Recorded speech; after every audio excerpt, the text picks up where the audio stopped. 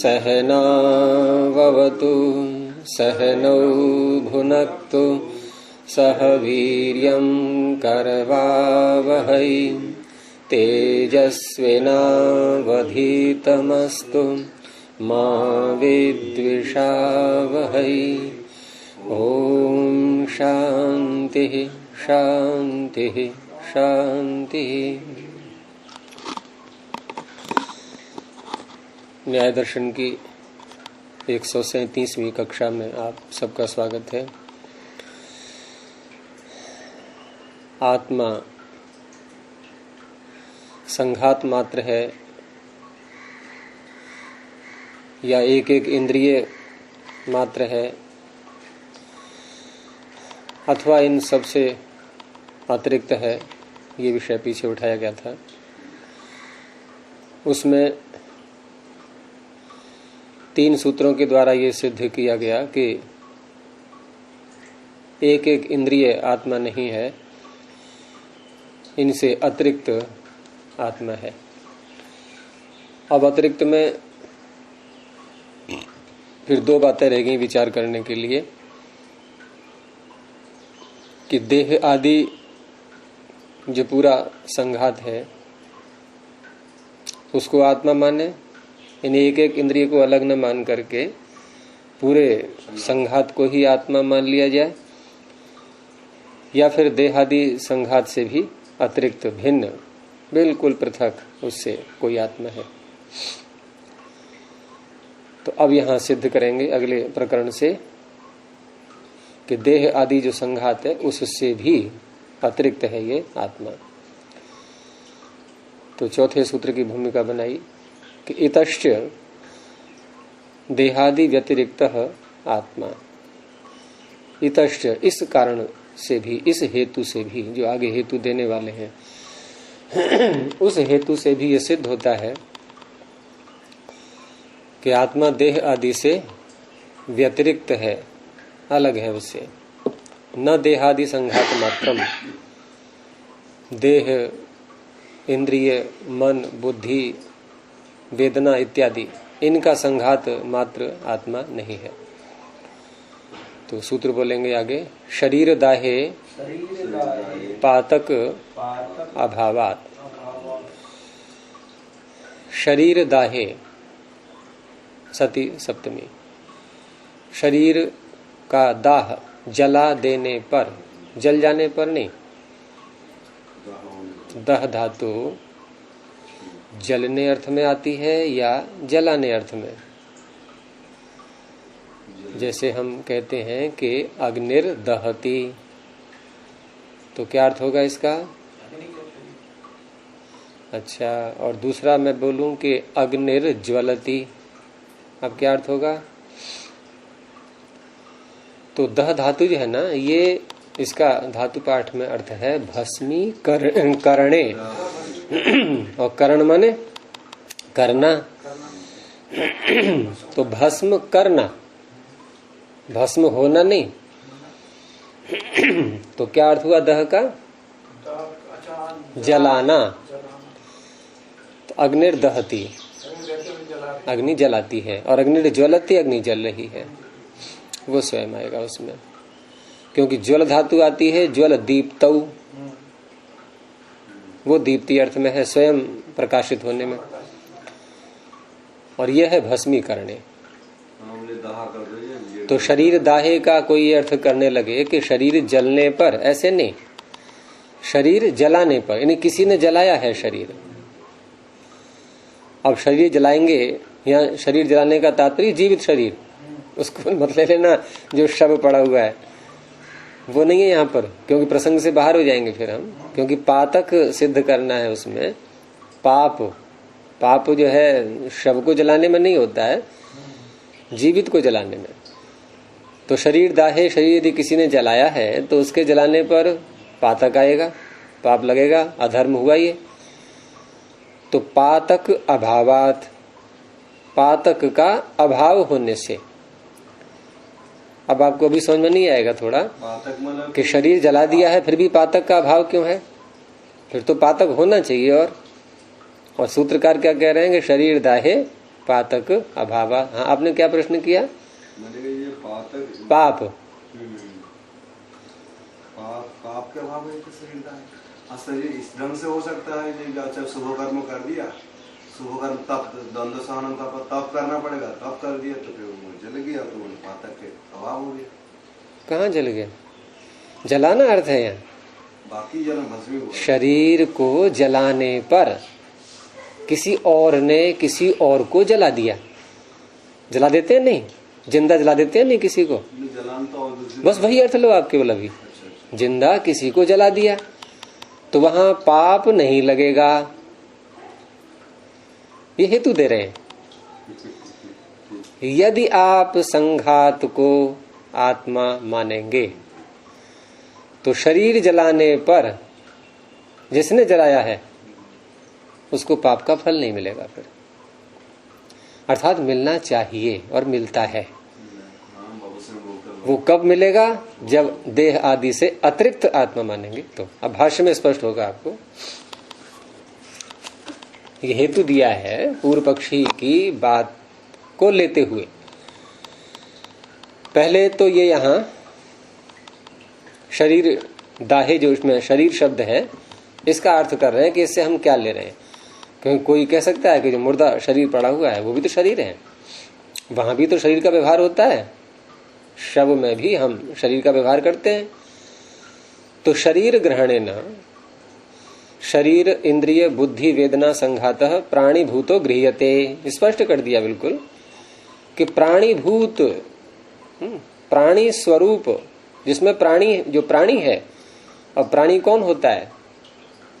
प्राणः अस्य सन्ति इति प्राणी, जिसके प्राण हैं वही तो प्राणी होगा। तो प्राण तो आत्मा के होने पर वो चलते हैं, नहीं होने पर नहीं चलते। तो आत्मा है उसके अंदर, ये प्राणीभूत शब्द से स्पष्ट हुआ।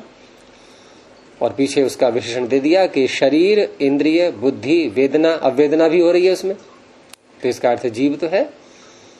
तो इन सब का जो संघात है प्राणीभूत, उसको शरीर शब्द से लिया गया है सूत्र में। अब उसका अर्थ कर रहे हैं शरीर दाह्य का पूरे का, कि प्राणीभूतम शरीरम दहतः। प्राणीभूत जो शरीर है उसको क्या करें? अर्थ इसका दहता का जलाते हुए। और बोलो आगे थोड़ा, अभी विभक्ति का अर्थ नहीं आया। जलाते हुए तो हो गया, पर जलाते हुए जलाने विभक्ति कौन सी होगी? षष्ठी। जलाते हुए का, जो जिसने जलाया है, जो जला रहा है।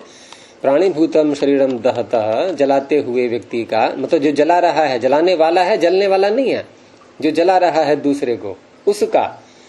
प्राणी हिंसा कृतम, प्राणी हिंसा कृत पापम, भाई प्राणी की हिंसा कर रहा है नहीं वो, तो हिंसा से जो कृत है उत्पन्न पाप, प्राणी हिंसा कृत पापम पातकम इत्युच्यते। ये पातक का अर्थ किया इन्होंने, ये पातक कहा जाता है। अर्थात पाप पातक है। कौन सा पाप? पाप तो बहुत सारे होते हैं, तो स्पष्ट कर दिया कि प्राणियों की हिंसा से उत्पन्न जो पाप होता है उसको हमने पातक शब्द से यहाँ लिया है सूत्र में, प्रकरण के अनुसार। क्योंकि शरीर दाहे शब्द आ ही गया पूर्व, तो अन्य किसी पाप को तो ले नहीं पाएंगे अभी। तो प्राणीभूतम शरीरम दहतः, प्राणी को, प्राणी से संयुक्त जो शरीर है उसको जलाने वाले का प्राणी हिंसा से उत्पन्न पाप वो पातक कहा जाता है। उस व्यक्ति का ये पाप बन गया जिसने जलाया है। अब क्योंकि सूत्र में अभावात शब्द है, अभाव, तो तस्य अभावः, उसका फिर अभाव प्रसक्त हो जाएगा, अभाव की प्राप्ति होने लगेगी, उस पातक का अभाव होने लगेगा। तस्य अभावः, उसका अभाव। अब अभाव का अर्थ इन्होंने वार्तिक बोल दिया है आगे, उसके आधार पर कर दिया है कि तत्फलेन कर्तुः असंबंधात अकर्तुश्च संबंधात। तत्फलेन, तत् कौन है? ये पातक। पातक के फल के साथ, सह के योग में तृतीया कर सकते हैं। पातक का जो फल हुआ, पाप का फल, जो भी ईश्वर की व्यवस्था से मिलना है, उस फल के साथ कर्तुः असंबंधात, कर्ता का संबंध न होने से, जिसने जलाया है उसके साथ उस फल का संबंध जुड़ नहीं पाएगा। मैं थोड़ा स्पष्ट कर दूं जिससे आगे और पंक्तियां आपको फिर स्पष्ट हो जाएंगी कि यहां तात्पर्य यह है कि किसी ने किसी को जला दिया। अब जलाने वाला, इसके दो प्रकार से अर्थ कर सकते हैं। पहले ये अर्थ जो ज्यादा प्रबल है उसको लेंगे कि जलाने वाला भी अब समाप्त हो गया। भाई देहांत तो सबका होता ही है, लेकिन ईश्वरीय व्यवस्था से अभी कोई फल उस पाप का उसको मिल नहीं पाया है और वो चला गया। जला दिया जिसको वो तो मर ही गया, और जलाने वाला भी कालांतर में वो भी चला गया। अब फल अभी नहीं मिला है उसको, अब उसका पुनर्जन्म हुआ। किसका? जिसने जलाया है उसका पुनर्जन्म हुआ। तो पुनर्जन्म में हम अगले जन्मों में इस जन्म के कर्म का फल भोगते हैं, नहीं भोगते हैं? अच्छा, अब जो व्यक्ति देहादि संघात को आत्मा मान रहा है, उससे अतिरिक्त आत्मा को स्वीकार नहीं कर रहा है, तो देहादि संघात को आत्मा मानने वाला जब देहादि संघात नष्ट होगा, जब जलाने वाला मरेगा, तो उस अवस्था में भी वो देहादि संघात, वो आत्मा समाप्त हो गया, नहीं हो गया? अब जो नया पुनर्जन्म होगा वहां एक अतिरिक्त देहादि संघात आएगा, अन्य अवयवों से उसका बनेगा शरीर, और वो आत्मा फिर होगा। अच्छा, ये कह रहा अभाव, घातक अभाव हो जाए। अच्छा, अब जो आत्मा वहां हुआ है, नया पैदा हुआ, उसका तो उसने तो कर्म कोई किया नहीं था पीछे, है ना? उसने मतलब वो जो उसके अवयव देहादि संघात पूरा आत्मा है वो।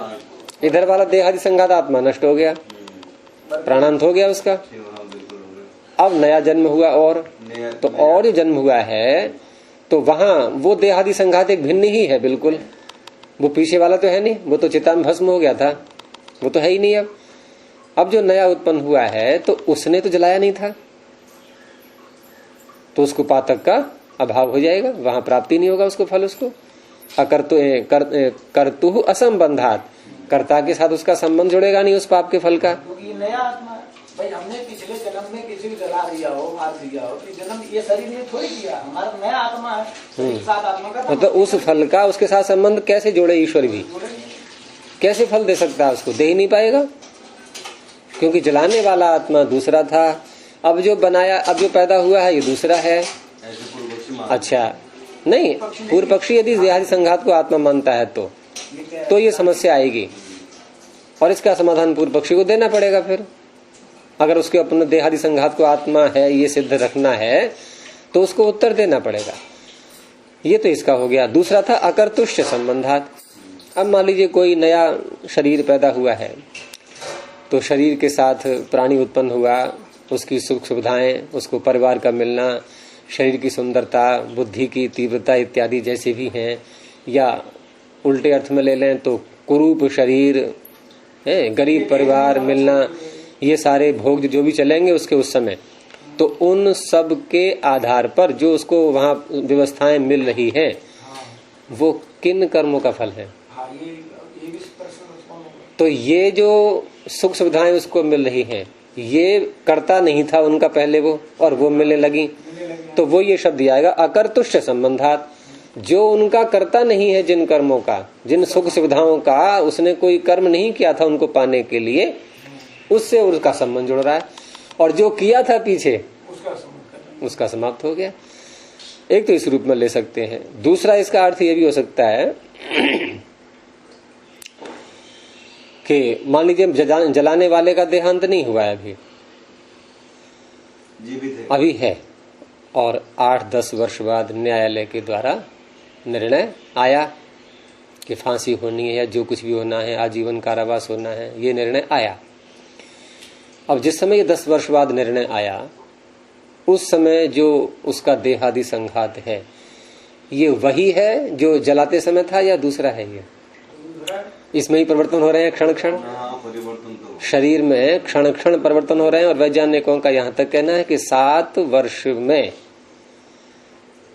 भाई रक्त सारा हमारा कितने समय में बदल जाता है वो अलग समय है, मांसपेशियां कितने समय बदल जाती हैं वो अलग समय है, लेकिन दीर्घस्थायी होती हैं हमारी अस्थियां। लेकिन 7 वर्ष बाद अस्थियों का एक एक कण, जिन कणों से अस्थि बनी है उनका एक एक कण वो भिन्न ही होगा, पहला वाला नहीं होगा। 7 वर्ष पहले वाला। परिवर्तन तो होता है। हाँ, तो परिवर्तन में अलग अलग गतियां हैं सबकी। अस्थि की दीर्घ स्थायी है थोड़ी, लेकिन इसका भी एक एक कण पूरा बदल चुका होगा। जैसे कोई व्यक्ति 70 वर्ष का है यदि, तो इसका अर्थ है 10 बार पूरा पूरा बदल गया। 7-70 पूरा पूरा बदल चुका है। तो इस तरह से अब जिसको न्यायालय दंड देगा वो तो आत्मा है नहीं, देहादि संघात वो तो है नहीं, वो तो कोई और है। तो यहाँ पर अकर्तुष्य संबंधात ये हो जाएगा कि फल तो दे रहा है न्यायालय उसको, लेकिन संबंध उसका नहीं जोड़ पाएगा। संबंध जोड़ा जा रहा है उसको फल देने का, तो वो तो करता था नहीं उसका, और फिर भी फल भोगना पड़ रहा है उसको। होगा कि नहीं? उसका कर्ता 10 वर्ष बाद वाला देहादि संघात नहीं था, और उसको दंड मिल रहा है कि आजीवन कारावास हो गया या फांसी हो गई। ठीक है, तो इस तरह से भी, और या फिर मरने के बाद ले सकते हो आप कि नया जो पैदा हुआ है वो भिन्न ही है, पहले वाला नहीं है। तो तत्फलेन कर्तुः असंबंधात अकर्तुश्च संबंधात। अब इसी को खोल रहे हैं कि शरीर इंद्रिय बुद्धि वेदना प्रबंधे।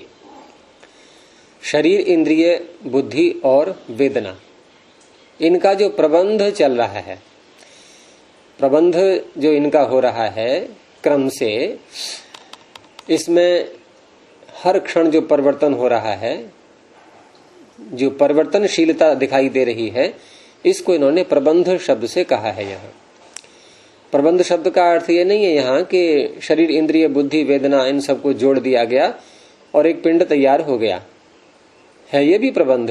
लेकिन यहाँ प्रबंध से कहना चाह रहे हैं जो क्षण क्षण परिवर्तन हो रहा है, परिवर्तन होते हुए भी शरीर इंद्रिय बुद्धि वेदना ये ज्यों कि त्यों हमें दिखाई देते हैं। और हम कह भी देते हैं, व्यवहार में ही बोलते हैं कि अरे ये जो 10 वर्ष पहले था वही तो है ये। हम एक दूसरे को पहचान लेते हैं, तो कैसे पहचान लेते हैं? जब बात ये हो रही थी कि 7 वर्ष बाद हमारा एक भी कण, 7 वर्ष पहले जितने कण थे उनमें से एक भी कण अब नहीं है, तो हमने कैसे पहचान लिया किसी को? इसलिए पहचान लिया कि परिवर्तन होने पर भी अवयवों का जो व्यूहन है, संगठन है, जो संरचना है, वो ज्यों की त्यों परमात्मा वैसी ही आकृति रखे हुए है, वैसा ही रूप रंग इत्यादि सब रखे हुए हैं। उसमें परिवर्तन नहीं होने दे रहा है वो। जैसे अलमारी में वस्तुएं रखी हुई हैं, अब यहां से ये सारी हटा दी और दूसरी रखी हम, लेकिन दूसरी रखी तो ज्यों की तो वैसी ही थी, उसी आकृति की सारी वैसी। डिब्बा उतना बड़ा वहां रख दिया, छोटा जहां था वहां छोटा रख दिया, लेकिन है और परंतु उस जैसा ही। तो हमें लगेगा कि हाँ ये तो सामान वैसा ही लग रहा है। दूसरा कहेगा नहीं मैंने सारा बदल दिया है। तो ईश्वर का ज्ञान तो अद्भुत है, उससे भूल होती नहीं। तो हम पहचान लेते हैं एक दूसरे को। तो ये जो परिवर्तनशील होने पर भी एक जैसा दिखाई देता है हमें, ये इन्होंने प्रबंध शब्द से कहा। लेकिन एक जैसा होने पर भी भिन्नता तो रहेगी। वो कण भिन्न थे, ये कण भिन्न है। पीछे जो हमारा शरीर बना था, वो जिस अन्न को हमने खाया वो अन्न के भी कण भिन्न थे, उनसे बना।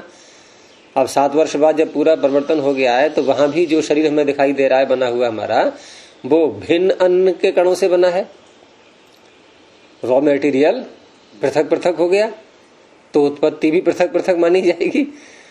ठीक है, घड़े एक जैसे किसान ने 10 बना दिए हैं, लेकिन हर घड़े में, एक घड़े में जो मिट्टी के कण लगे हैं वो दूसरे में तो नहीं है, फिर भी हमें एक जैसे हम बोल देते हैं व्यवहार में।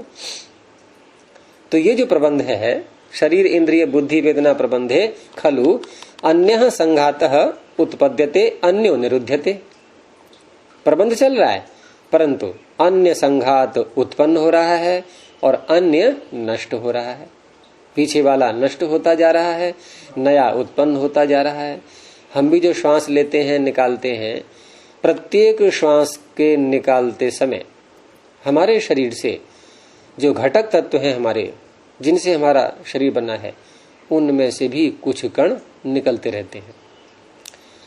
चयापचय का जो सिद्धांत है, मेटाबॉलिज्म कैटाबॉलिज्म, इसमें यही सिद्धांत भरा हुआ है कि प्रत्येक श्वास के साथ हमारे कुछ कण निकलते रहते हैं, लेकिन फिर श्वास ले भी तो लेते हैं, तो आ भी गए वो कण, पूर्ति होती रहेगी, लेकिन जो निकले वो भिन्न थे। अब मान लो कोई यात्रा कर रहा है, बाइक से भाग रहा है, तो बाइक से भाग रहा है तो पिछली श्वास उसने जहां निकाली थी वो स्थान दूसरा था। कोई ये कह सकता है ना कि जो श्वास हमने निकाली वही तो ले ली, तो वही कण फिर आ गए, लेकिन जो भाग रहा है उसको कैसे सिद्ध करेंगे? सत्यपति जी, जो भाग रहा है उसने जब श्वास निकाली थी वो स्थान दूसरा था, वो वायु वहीं की वहीं रह गई। अब जब श्वास ली थी थोड़ा आगे बढ़ चुका है, तो थोड़ा आगे बढ़ चुका है तो वहीं की तो श्वास आएगी अंदर, वो कण दूसरे हैं वायु के। तो हमारे शरीर से भी प्रतिक्षण कण निकलते रहते हैं और नए आते रहते हैं। परिवर्तन हो रहा है, नहीं हो रहा है? ऐसे ही अन्न हम रोज खाते हैं और उनसे शरीर बनता है हमारा। अंगूठा दे देना। तो शरीर इंद्रिय बुद्धि वेदना प्रबंधे खलु अन्यः संघात उत्पद्यते अन्यो निरुध्यते।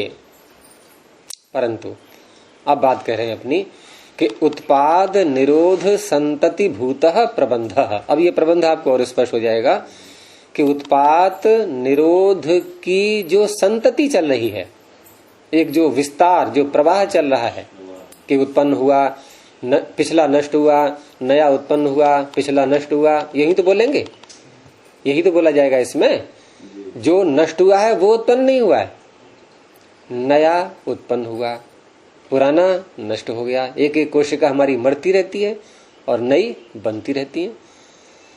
तो ये जो उत्पाद और निरोध की संतति है, संतति स्वरूप जो प्रबंध है, ये प्रबंध अन्यत्वम न बाधते, ये अन्यत्व को बाधित नहीं करता।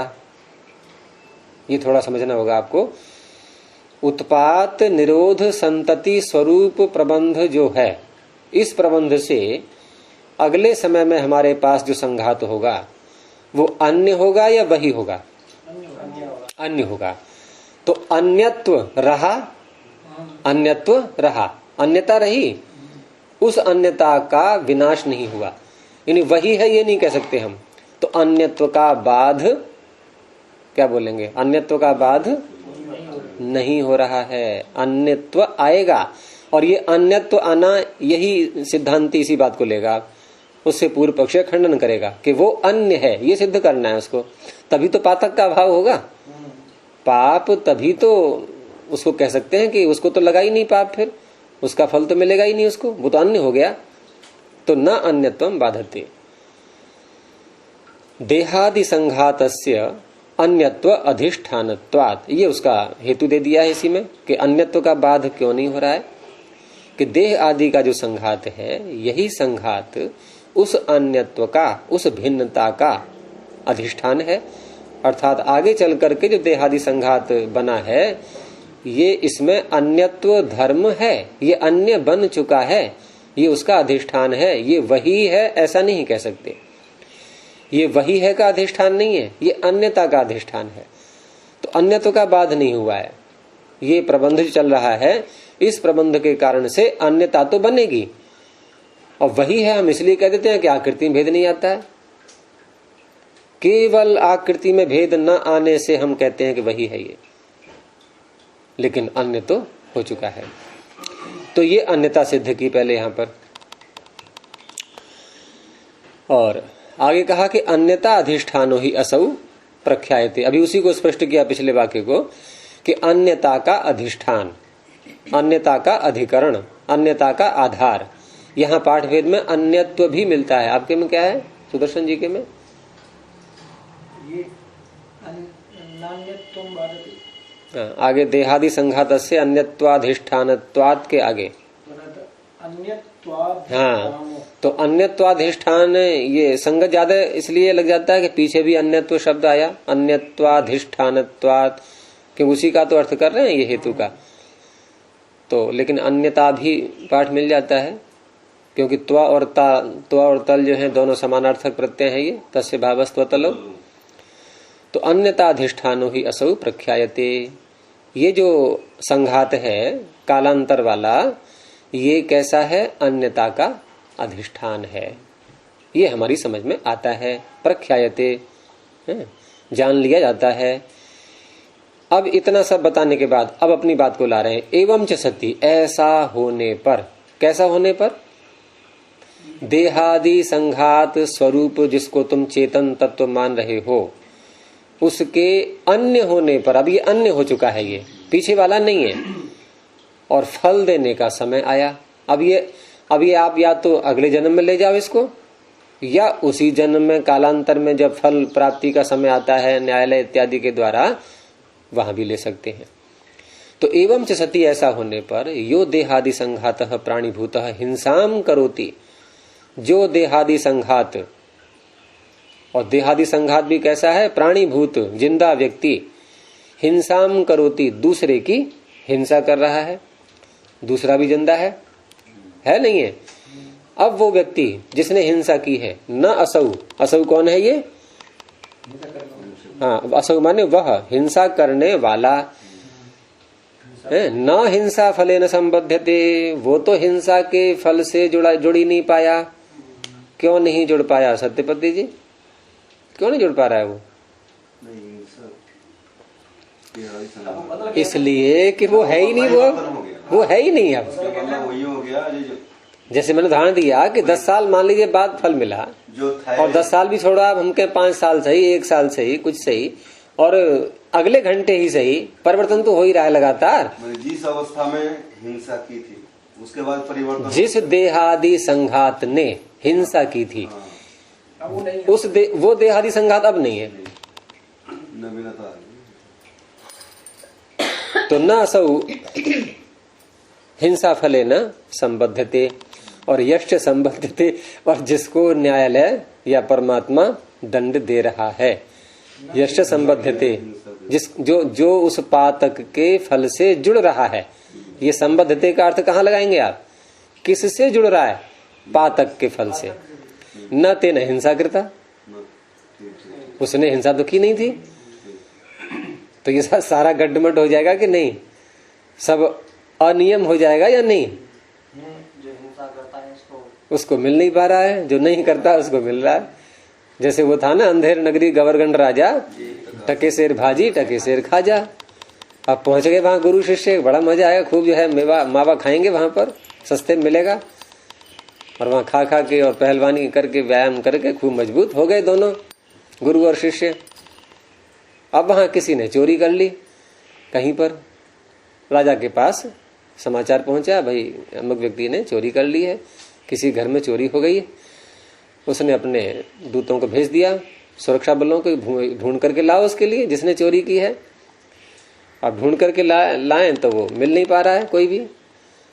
तो राजा ने कहा कि जो भी मिले उसको पकड़ लो, उसमें क्या है। तो एक दुर्बल व्यक्ति पकड़ लिया कि चल तुझे राजा ने बुलाया है। अब बुलाया है तो वहां जा करके उसको राजा ने फांसी का ऑर्डर दे दिया कि इसको फांसी लगाओ।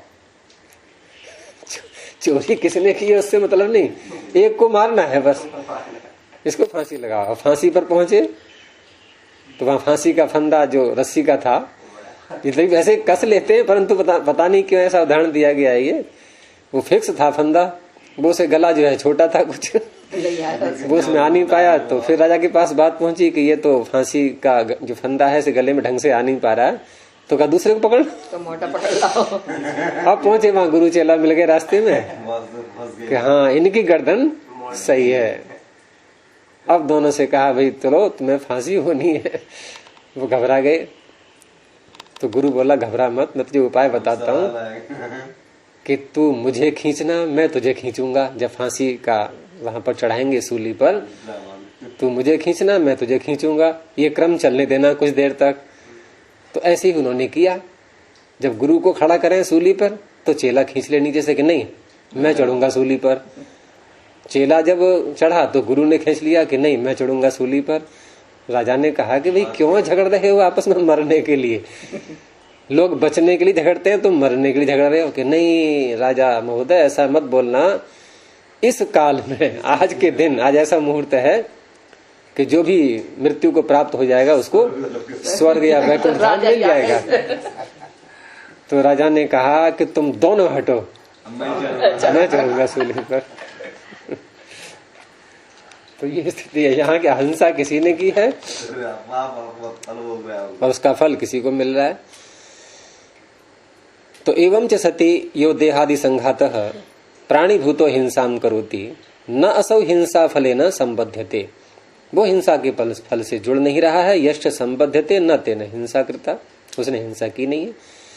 तद एवं, इस प्रकार से अब एक दोष दिखा रहे हैं ये कि एवं इस प्रकार से सत्व भेदे, प्राणी के भेद होने पर, जो देहादि संघात स्वरूप जो सत्व है, चेतन तत्व जिसको पूर्व पक्षी मान रहा है, उसके भेद होने पर, भिन्न भिन्न होने पर, जिसने मारा वो भिन्न, जिसको फल मिल रहा है वो भिन्न, तो कृत हानम अकृताभ्यागम प्रसज्यते। ये दो प्रकार के दोष बहुत भयंकर माने गए हैं कर्मफल के सिद्धांत में, कि किए हुए की तो हानि हो जाना, कृत हानि, इसको हानि यहां जो कहा है इन्होंने, तो कृत हानि, किए हुए की तो प्राप्ति न होना। हानि छूट गया, वो किया था चला गया। जैसे वो चारवाक लोग बोलते हैं नहीं कि यावत जीवेत सुखम जीवेत, वो देहादि संघात को ही तो मान रहे हैं। ऐसी मान्यता वाले कम नहीं है, वो देहादि संघात को ही आत्मा मान रहे हैं कि यावत जीवेत सुखम जीवेत ऋणम कृत्वा घृतम पिबेत। अब ऋण लेकर के जो ऋण का एक दोष बनेगा, उसका फल मिलेगा, तो कहा कि फल मिलेगा कहाँ, किसको? ये तो देह भस्मीभूत है, यही भस्म हो जाएगा। आगे जो पैदा होगा वो होगा ही नहीं, तो फल किसको मिलेगा? इसलिए खूब घी लेकर के, ऋण लेकर के प्रयोग करते रहो संसार में, उधार लेकर के हर चीज का। तो तद एवं सत्व भेदे कृत हानम, कृत का हान हो जाना, और अकृत का अभ्यागम, जो नहीं किया है उस कर्म के फल की प्राप्ति हो जाना।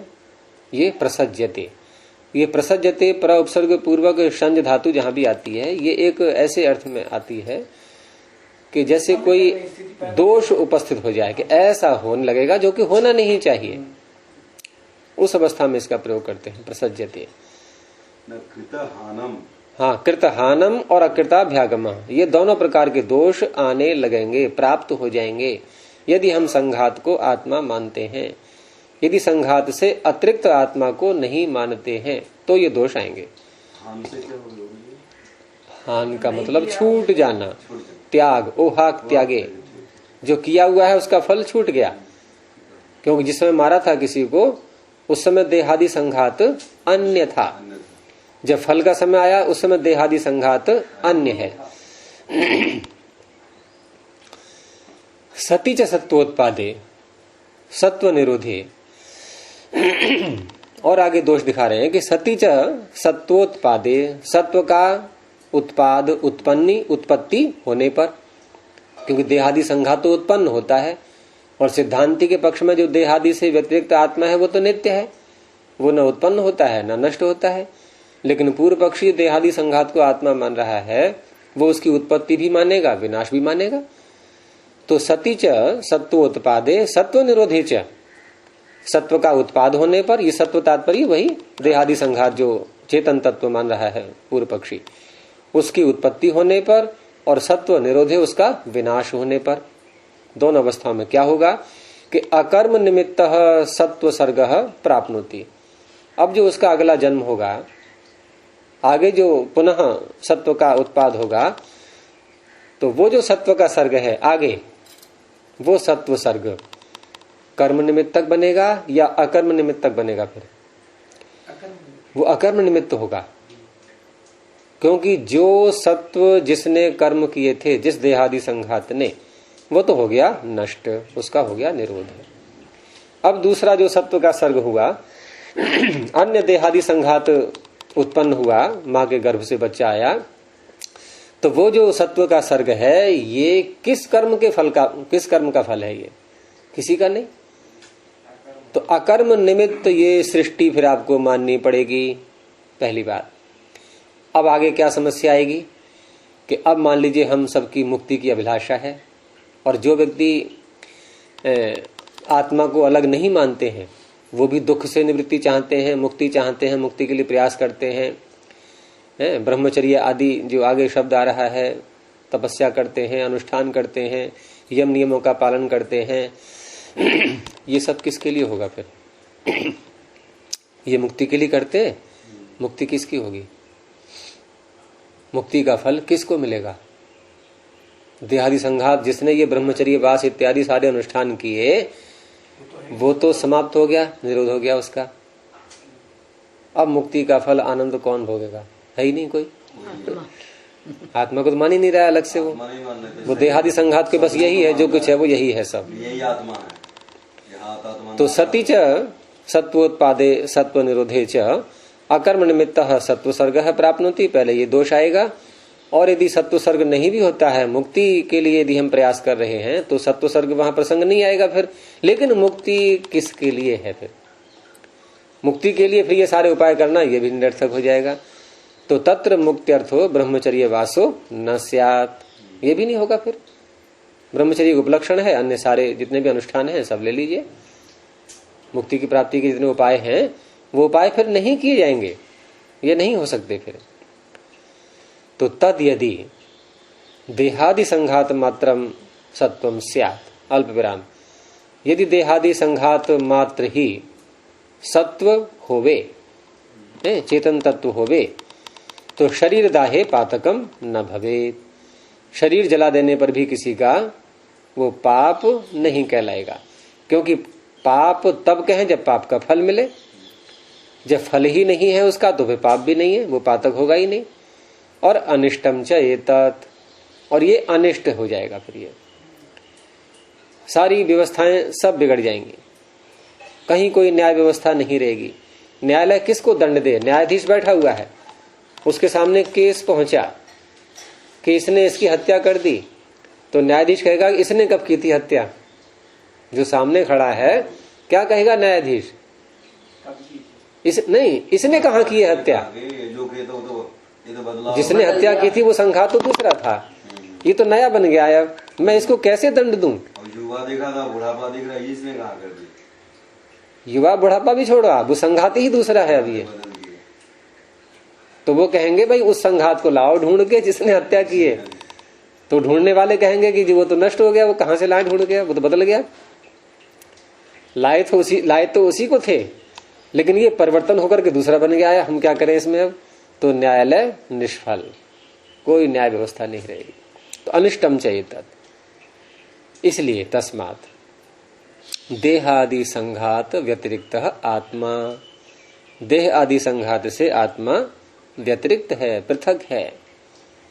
और नित्य भी है वो, और नित्य है तभी ये कर्म व्यवस्था चल पाएगी। अनित्य मानेंगे तो कर्म व्यवस्था होगी ही नहीं। ठीक है।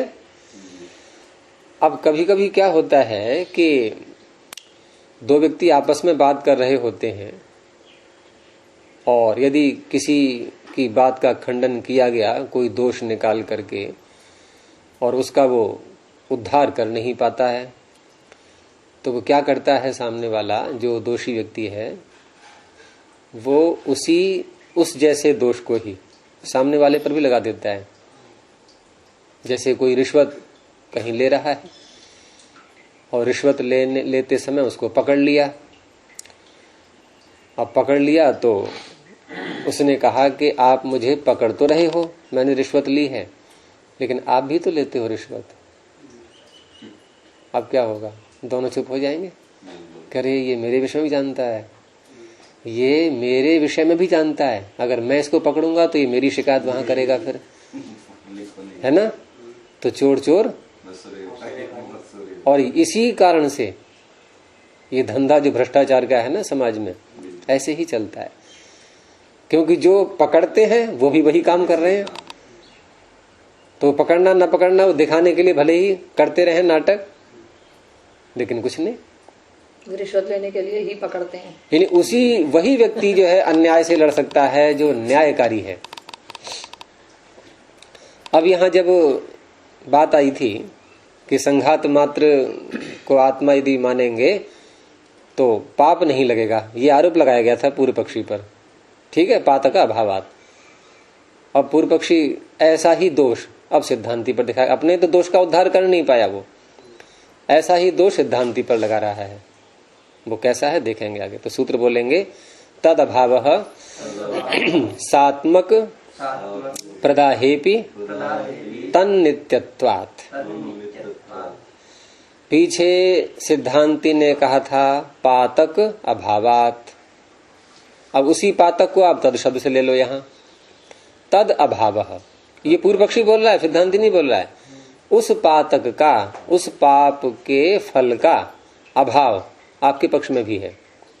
आप जो पृथक आत्मा मान रहे हो और आत्मा को नित्य भी आपने पीछे कहा है, अभी आप आत्मा को नित्य मान रहे हैं, देह आदि से पृथक मान रहे हैं, तो आपके पक्ष में भी उस पाप का फल नहीं हो सकता।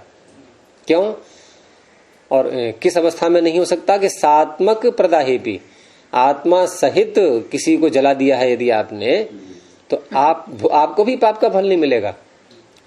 आपने किसी को, किसी जीवित प्राणी को जला दिया, मनुष्य को, तो जैसे मेरे पक्ष में आपने दोष लगाया है कि पाप का फल नहीं मिल पाएगा, वो दोष आपके पक्ष में भी आ रहा है, तो हम और आप समान हो गए। सात्मक प्रदाहेपी, अब क्यों नहीं मिल पाएगा, हेतु दे रहा है अब ये, तन नित्यत्वात्, ये तत् कौन है, आत्मा, आत्मा के नित्य होने से। जिसको आपने जलाया, किसको जलाया, आत्मा को या शरीर को? आत्मा को जलाया नहीं है, पाप किस बात का?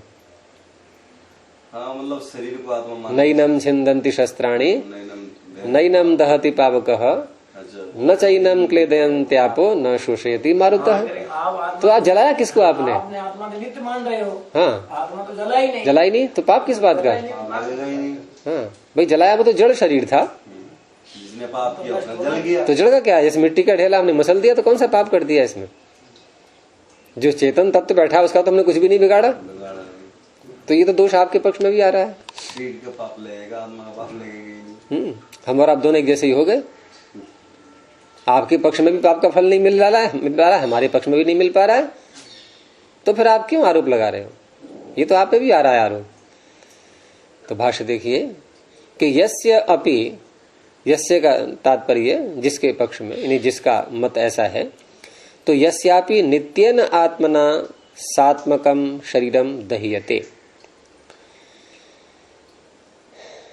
जिसके पक्ष में नित्येन आत्मना, यानी आत्मा नित्य है, इस बात को लेकर के सात्मकम शरीरम दह्यते, आत्मा सहित शरीर को जलाया जा रहा है, जिसके पक्ष में, जिसके द्वारा, जो नित्य मानता है आत्मा को और पृथक मानता है, उसके द्वारा कोई सात्मक शरीर जलाया जा रहा है। तस्यापि, उसके पक्ष में भी शरीर दाहे, शरीर के जला देने पर भी पातकम न भवे दग्धुहु। दग्धु क्या है? ये जलाने वाले का, दग्ध्री, जैसे कर्त्री कर्तुहु, भोक्त्री भोक्तुहु, दग्ध्री दग्धुहु, तो जलाने वाले का फिर पाप होगा ही नहीं। कस्मात, क्यों नहीं होगा?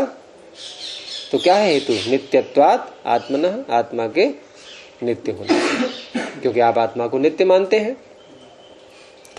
और न जातु कश्चित नित्यम हिंसितुम अर्हति, कोई भी मनुष्य कभी भी किसी नित्य पदार्थ की हिंसा कर ही नहीं सकता। नित्य की तो हिंसा हो ही नहीं सकती, तो जिसने किसी को जलाया है वो हिंसक है ही नहीं, क्योंकि उसने हिंसा की ही नहीं है, हिंसा उसने की ही नहीं है। हिंसा कहाँ की है उसने?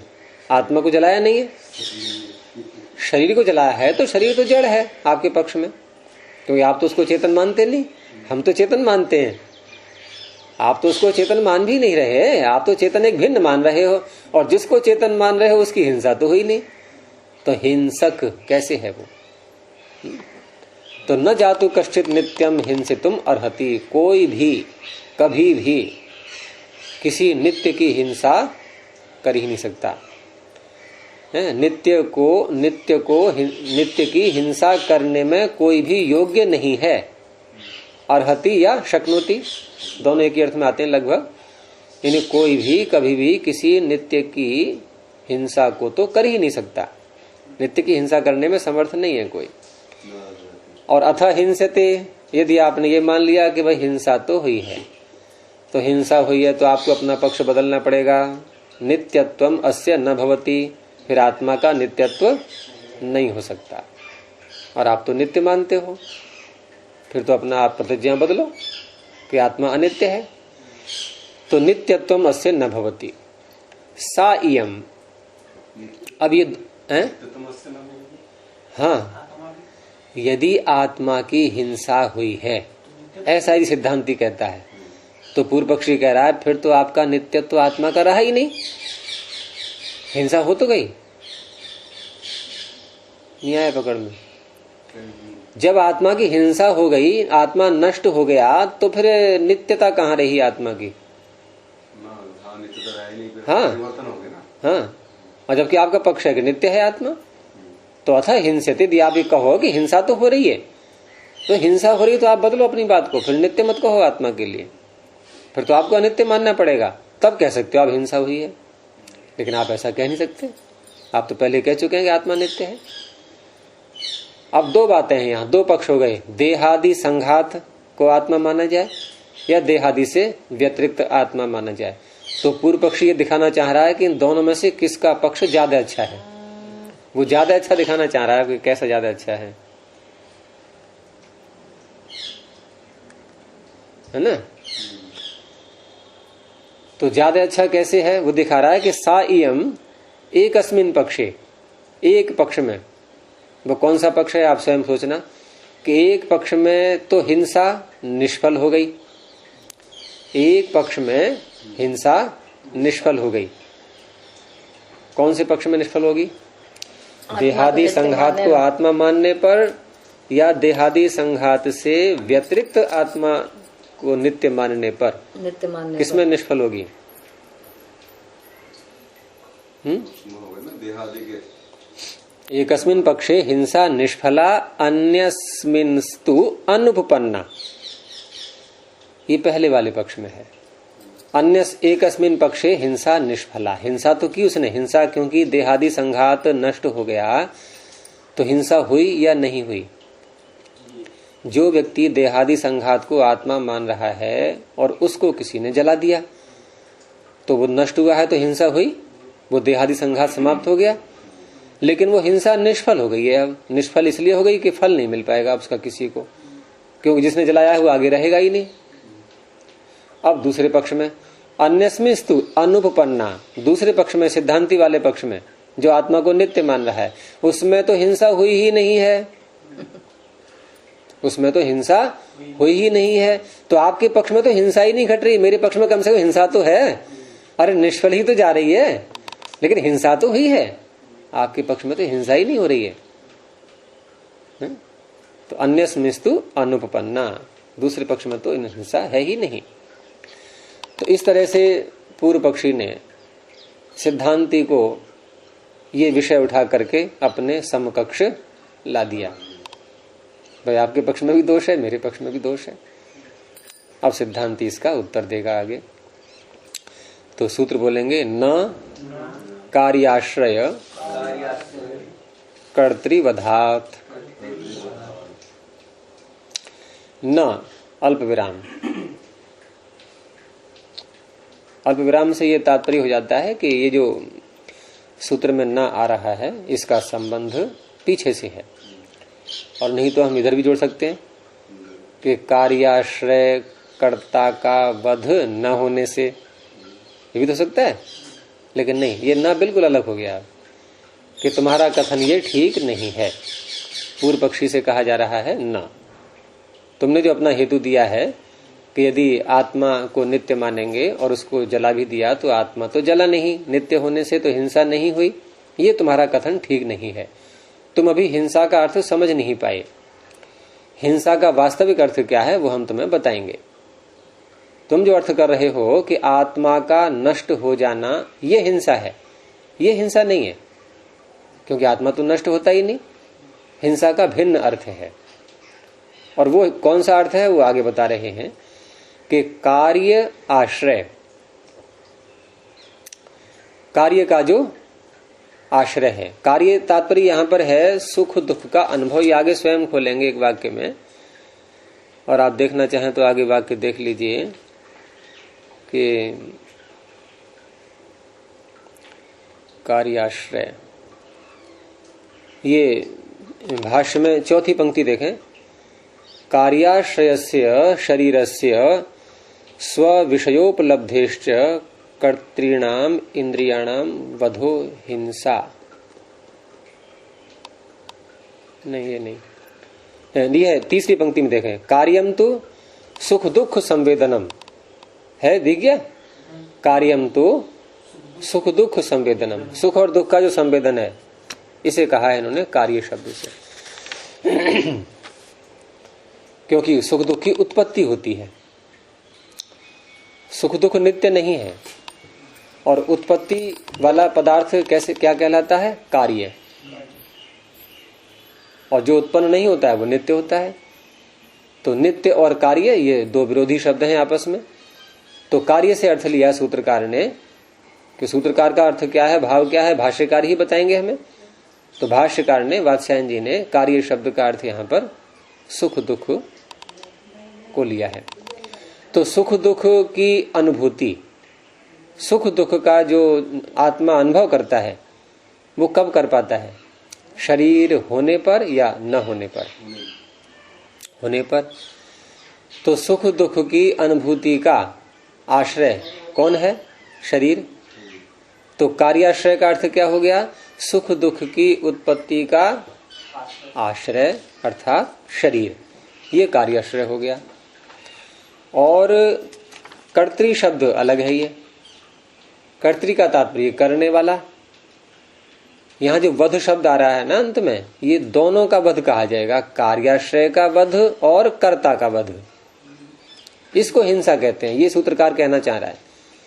कार्याश्रय का वध हो जाना और कर्ता का वध हो जाना। तो कार्याश्रय समझ में आ गया आपके, सुख दुख की अनुभूति का जो आश्रय शरीर है उसका वध हो जाना, और कर्ता का वध। कर्ता यहाँ कौन है, हमारी इंद्रियां, जिनसे हम ज्ञान की प्राप्ति करते हैं। जैसे नेत्र है, ये रूप दर्शन का करता है, श्रोत्र शब्द श्रवण का करता है, ऐसे ही नासिका गंध ग्रहण का करता है। एक एक विषय की एक एक इंद्रिय करता है। इन कर्ताओं का, जो भिन्न भिन्न 5 कर्ता हैं, इन कर्ताओं का वध, और कार्याश्रय जो शरीर है उसका पूरे का वध। इन सब का वध हो जाना ये हिंसा कहलाती है। आत्मा का नष्ट होना ये हिंसा नहीं है। तो कार्याश्रय और कर्ता का वध होने से, कब, शरीर दाहे, शरीर जलाया जाएगा तो इनका वध होगा और उससे हिंसा उत्पन्न होगी। तो इसलिए ये जो आपने कहा कि अन्यस्मिस्तु अनुपपन्ना, ये जो अंतिम वाक्य था पिछले भाष्य का, कि अन्य पक्ष में, नित्य पक्ष में आत्मा को देह से अतिरिक्त मानना और उसको नित्य मानना, ऐसा यदि कहेंगे तो हिंसा उत्पन्न ही बनेगी ही नहीं। उसका उत्तर आ गया, नहीं, हिंसा तो बनेगी, क्योंकि शरीर का दाह किया है तो कार्याश्रय का वध कर दिया, जो सुख दुख की संवेदना का आधार था उसका वध कर दिया, और कर्ता जो इंद्रियां थी विषय ग्रहण करने वाली, उनका भी वध हो गया। इसलिए हिंसा होने से, हिंसा तो उत्पन्न होगी हमारे पक्ष में, लेकिन तुम्हारे पक्ष में, हमारे पक्ष में हिंसा उत्पन्न होगी और हिंसा का फल भी मिलेगा उसी को जिसने किया है। वो आत्मा क्योंकि नित्य है, वो नष्ट हुआ नहीं, वो जहां भी जिस शरीर में जाएगा उसको फल मिलेगा उसका। और तुम्हारे पक्ष में हिंसा उत्पन्न हुई है और तुमने स्वयं स्वीकार किया है, ये आया था ना कि हिंसा तो हुई है लेकिन निष्फला, निष्फल जारी है, यही तो कह रहा था वो। तो तुम्हारे पक्ष में हिंसा उत्पन्न हुई है और वो कर्ता का उसको फल नहीं मिल पाएगा। हमारे पक्ष में हिंसा उत्पन्न होगी, कर्ता को फल भी मिलेगा। आ रहा है पकड़ में? तो भाष्य देखिए कि न ब्रूमो नित्यस्य सत्वस्य वधो हिंसा। हमने ये नहीं कहा था, हमने, पूर्व सिद्धांति कह रहा है कि पीछे जो हिंसा की बात हुई थी तो हमने ये नहीं कहा था कि नित्य सत्व, सत्व से तात्पर्य यहाँ पर आत्मा, कि नित्य आत्मा का जो वध होता है उसे हिंसा कहते हैं, ये हमने कहा ही नहीं, ये हम नहीं कह रहे हैं। न ब्रूमो नित्यस्य सत्वस्य वधो हिंसा, इसको हम हिंसा नहीं कह रहे, क्योंकि सिद्धांत पूर्व पक्षी ने नित्य सत्व की हिंसा को मान करके कहा था कि आपके पक्ष में तो हिंसा बनेगी ही नहीं, तो इसको हमने हिंसा नहीं कह रहे हैं। अपितु अनुच्छित्ति धर्म कस्य सत्वस्य, जो अनुच्छित्ति धर्म वाला है, कौन, जिसकी उच्छित्ति नहीं होती है, न विद्यते उच्छित्ति ही उच्छित्ति धर्म यस्य। उच्छित्ति धर्म, उच्छेद, विनाश, विनाश रूपी धर्म जिसका नहीं है उसे कहेंगे अनुच्छित्ति धर्मक बहुरी समास। तो अनुच्छित्ति धर्म वाला जो सत्व है अर्थात आत्मा, उसका कार्याश्रयस्य शरीरस्य, अनुच्छित्ति धर्म कस्य सत्वस्य में जो षष्ठी है ये संबंध षष्ठी शरीर के कारण से। और शरीर कैसा है? कार्याश्रय है, सुख दुख की संवेदना का आश्रय है। तो सुख दुख की संवेदना का आश्रय शरीर किसका है? अनुच्छित्ति धर्मक सत्व का। होगी संबंध षष्ठी।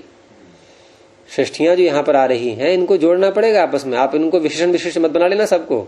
जैसे व्याकरण में हम अर्थ करते हैं तो प्रायः करके एक व्यक्ति वाले जितने पद हैं उनको विशेषण विशेष कर लेते हैं एक दूसरे का। ये संबंध षष्ठी है। तो अनुच्छित्ति धर्मक सत्व का जो कार्याश्रय शरीर है, एक तो ये हो गया। और दूसरा क्या है अनुच्छित्ति धर्मक आत्मा का? दूसरा है स्व विषयोपलब्धेश्च कर्तृणाम इंद्रियाणाम, अपने अपने विषय की उपलब्धि से जो कर्ता कहलाती हैं। ये पंचमी है। ये स्व विषयोपलब्धे है। और ये हेतु में पंचमी किसका हेतु बन रही है? ये कर्तृत्व का। इंद्रियों को कर्ता क्यों कहा जा रहा है? अपने अपने विषय की उपलब्धि होने करने से, अपने अपने विषय की उपलब्धि ये करती हैं इसलिए। या यूं कह सकते हैं कि अपने अपने विषय, उनका अपना अपना विषय क्या है? शब्द, स्पर्श, रूप, रस, गंध है। कार्याश्रय का अर्थ इन्होंने किया है ना, वाक्य खोल दिया है आगे जो आ रहा है तीसरी पंक्ति के अंत में। कार्याश्रय को तो खोला है इन्होंने कि कार्याश्रय है सुख दुख की संवेदना। बस ये कार्य इन्होंने इस रूप में लिया है। सुख दुख की उत्पत्ति को कार्य शब्द से कहा है। इंद्रियां हमारी बार बार उत्पन्न नहीं हो रही हैं, वो तो हो गई, लेकिन सुख दुख क्षण क्षण बदलते रहते हैं हमारे, इसको कार्य शब्द से कहा है। तो दो का वध दिखाना है ना, दो प्रकार का वध यहां हो रहा है, वो हिंसा कहलाएगी। तो एक तो हो गया कार्याश्रय शरीर, उस अनुच्छित्ति धर्म के सत्व का जो सुख दुख की संवेदना करता है, वो करता तो वही है, सुख दुख की संवेदना शरीर नहीं करता, वो सत्व ही कर रहा है। लेकिन वो सत्व करता तो है परंतु आश्रय उसका शरीर है। तो उसका उपघात, ये जो उपघात शब्द आ रहा है आगे दोनों में जोड़ देंगे।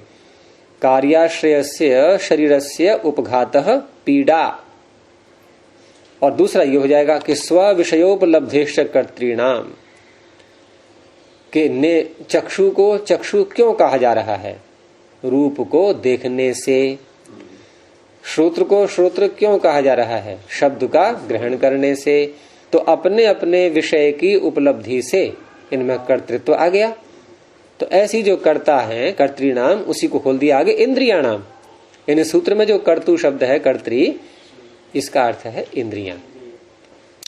इन सबका कार्याश्रय शरीर का और इंद्रियों का उपघात है, उपघात इनका विनाश। यही क्या है? पीड़ा। ये पीड़ा है। और ये पीड़ा अनुभव किसको हो रही है? सत्व को। ये इनको नहीं हो रही है। ये पीड़ा है क्योंकि बाधा पड़ती है, बाधा से पीड़ा होती है, वो पीड़ा। और उसको खोला आगे कि वैकल्य लक्षण प्रबंधोच्छेदो वा।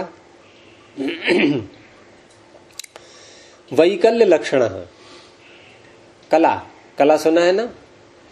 कला होता है एक भाग, जैसे चंद्रमा की 16 कलाएं होती हैं, तो एक एक भाग एक एक कला। ऐसे ही हमारा पूरा ये शरीर बना, तो शरीर बना तो शरीर में भिन्न भिन्न अवयव अपने अपने स्थान पर हैं। तो ये क्या है? हमारे शरीर की सारी कलाएं हैं। अब उनमें से एक कला हटा दी जाए, किसी का एक हाथ कट गया तो कला से रहित हुआ वो कुछ, और जो कला से रहित होता है उसे क्या बोलते हैं? विकल। कहते हैं ना, क्यों इतने विकल हो रहे हो? अर्थात ऐसा क्यों व्यवहार कर रहे हो जैसे तुम्हारे शरीर का कोई अंग भंग हो गया हो। यही तो अर्थ हुआ। 16 कला से हम कहते हैं। हाँ, चंद्रमा है, परमात्मा की अलग 16 कलाएं हैं, परमात्मा की अलग हैं 16 कलाएं। वो भाष्य भूमिका में दिया हुआ है पूरा।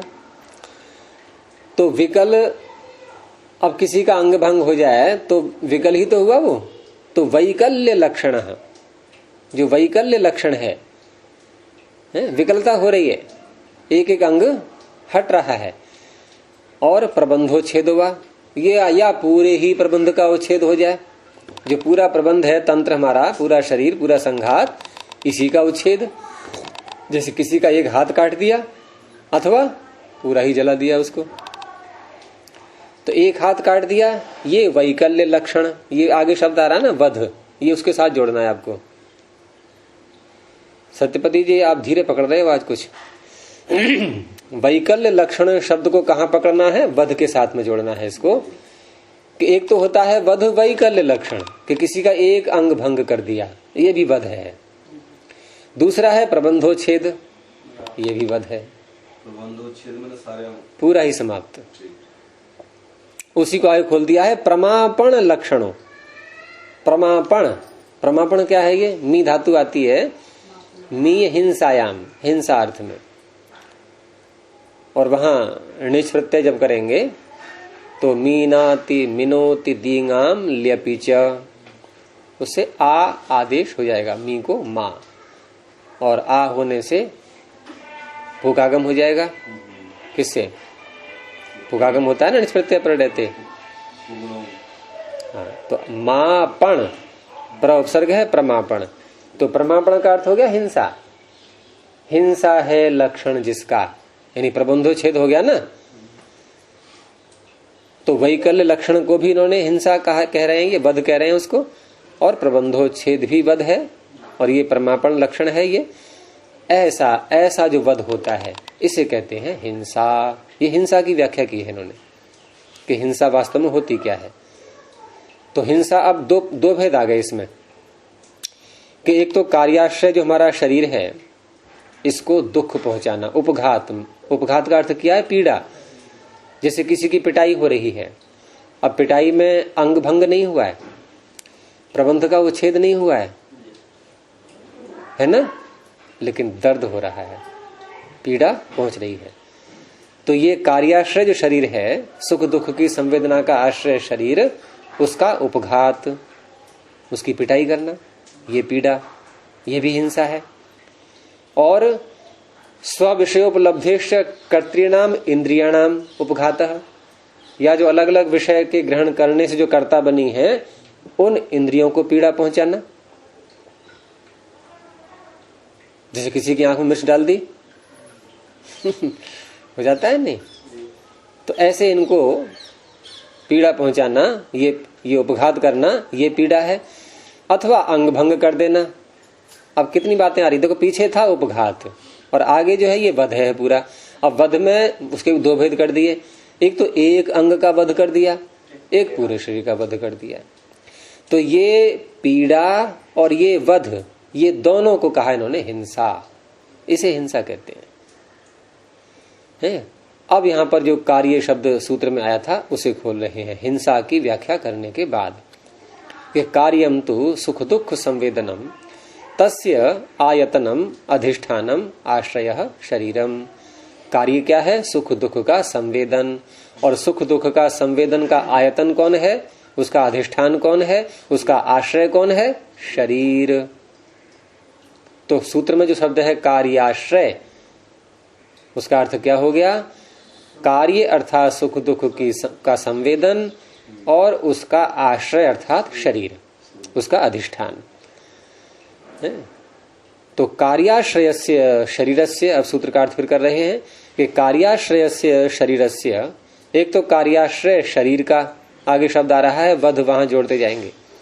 कार्याश्रय शरीर का वध, या स्व विषयोपलब्धेश्च कर्तृणाम इंद्रियाणाम वधः, या अपने अपने विषय को उपलब्ध करने से कर्तृत्व जिनमें आया है ऐसी इंद्रियों का वध, ये है हिंसा। न नित्यस्य आत्मनः, नित्य आत्मा का वध जो तुम कह रहे थे वो हिंसा नहीं होती है, उसकी तो हिंसा हो ही नहीं सकती। तो हमारे पक्ष में हिंसा शब्द का अर्थ यहां घटेगा। नित्य आत्मा को लेकर के आपने आक्षेप उठाया था, वो हिंसा का अर्थ है ही नहीं। तत्र, इसलिए उस विषय में यद उक्तम, जो आपने दोष दिखाया हमारे ऊपर, सूत्र ज्यों का त्यों उतार दिया है कि तद अभाव सात्मक प्रदाहेपि तन नित्यत्वात्, आत्मा सहित शरीर जला देने पर भी पातक का अभाव रहेगा, क्योंकि आत्मा नित्य है। इसलिए ये जो आपका कहना है एति एतद अयुक्तम, ये आपका कथन ठीक नहीं है। हो गया। यस्य सत्वोच्छेदो हिंसा, और जिस व्यक्ति के पक्ष में सत्व का उच्छेद हिंसा है, यहां जो सत्व शब्द लिया है ये ले रहे हैं देहादि संघात। अब देखो, आपको सत्व शब्द जीवात्मा के अर्थ में भी प्रयोग में मिल गया। जैसे आप भाष्य की पहली पंक्ति देखिए, उसका अंतिम शब्द क्या है? सत्वस्य, वहां आत्मा अर्थ हो गया। नहीं, उसी को पकड़ो, अंतिम शब्द को केवल। वहां सत्व का अर्थ क्या है? क्या है विशेषण उसका? अनुच्छित्ति धर्मक। कौन है वो? आत्मा। और यहां सत्व क्या लिया है इन्होंने? देहादि संघात जो है, जिसको पूर्व पक्षी चेतन मान रहा था। तो यस्य, जिसके पक्ष में सत्वोच्छेद, देहादि संघात का उच्छेद हिंसा है, जो ऐसा मानता है, अलग से आत्मा नहीं मानता, तस्य कृतहानम अकृताभ्यागमश्च इति दोष। ये दोष तो रहा फिर जो हमने लगाया, क्योंकि आपने हम पर दोष लगाया, वो हमने उद्धार कर दिया उसका। आपका दोष ज्यों का त्यों रहा है। अब एतावच्च एतत् स्यात्, अब यहां पर इतना हो जाएगा कि सत्वोच्छेदो वा हिंसा, जो देहादि संघात है उसका उच्छेद हिंसा हो, अथवा अनुच्छित्ति धर्मकस्य सत्वस्य कार्याश्रय कर्तृवधो वा, या जो अनुच्छित्ति धर्मक जीवात्मा है, आत्मा है, उसके कार्याश्रय अर्थात शरीर और कर्तृ अर्थात इंद्रियां, इनका वध, ये हिंसा हो। हिंसा शब्द दोनों में घट रहा है। न कल्पांतरम अस्ति, इसमें कोई अंतरकल्प यानी भिन्न कल्पना नहीं है, इसमें कोई विचार भेद नहीं है। हिंसा शब्द तुम्हारे में भी घट गया और हमारे में भी घट गया। हमारे में तुमने निषेध किया था हिंसा नहीं हो पाएगी, लेकिन दोनों में हिंसा है। देहादि संघात को आत्मा मानते हैं, चेतन मानते हैं, तब भी हिंसा। और अलग नित्य आत्मा है, देहादि संघात से अतिरिक्त आत्मा है, तब भी हिंसा शब्द का प्रयोग हो गया। कहां हो गया बता दिया उन्होंने कि कार्याश्रय शरीर और इंद्रियां, इनका वध, ये हिंसा होगी वहां। न कल्पांतर मस्ती, हिंसा दोनों पक्षों में है, इसमें कल्पांतर नहीं है और कोई तीसरी कल्पना नहीं हो सकती। तो सत्वोच्छेदश्च प्रतिषिद्ध, अब देहादि संघात का उच्छेद विनाश पक्ष लेकर के जो बात कही गई थी उसका प्रतिषिद्ध, उसका तो प्रतिषेध हो गया, उसका खंडन हो चुका है। तत्र किम अन्य शेषम यथाभूतम इति, अब वहां अन्य शेष यथाभूत जैसा पहले था जिसने हिंसा की थी, वहां क्या बचा? आप कुछ भी नहीं, तो वहां तो दोष आएगा। ठीक है। अथवा कार्याश्रय करती वधा देती, और कार्याश्रय का वध या इंद्रियों का वध है, इस रूप में लेते हैं तो कार्याश्रयो देहेन्द्रिय बुद्धि संघातो नित्यस्य आत्मनः तत्र सुख दुख प्रति संवेदनम तस्य अधिष्ठानम आश्रयः तद आयतनम तद भवति न ततो अन्यद इति सैव कर्ता। ये भी पैराग्राफ तो थोड़ा बड़ा है, इसको कल देखेंगे अब। ठीक है, अब इसको ही रोकते हैं। प्रणव ध्वनि। ओ